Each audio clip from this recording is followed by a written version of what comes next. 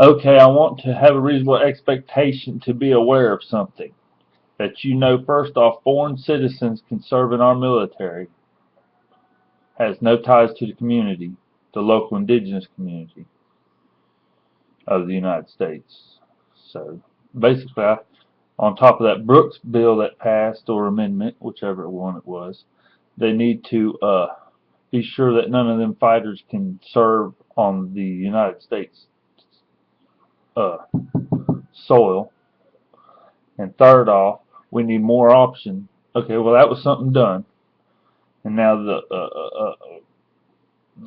trade negotiations is the next thing done. They're trying to get us more in line with some kind of universal currency and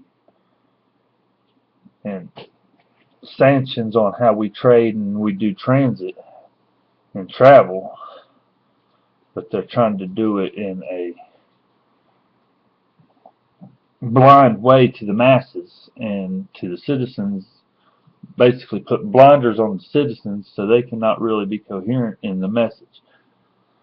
And this citizen thinks that it ought to be on a platform as Facebook so we can all discuss it, put it in, and it be there as reference and receipt for the representatives to know they are obligated to read and correspond, whether with a group response or with individual response, whatever it takes.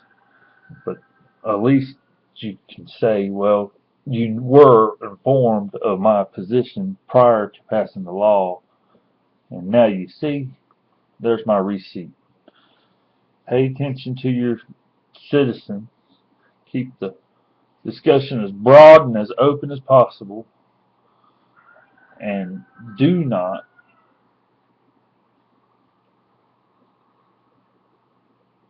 cluster this trade agreement as everything. I don't know. You need to be better if each country started being a little bit more self-sufficient, and the only thing we worked for globally was to get to space without emissions. But let's see, the G7, let's see, we covered troops being able to serve.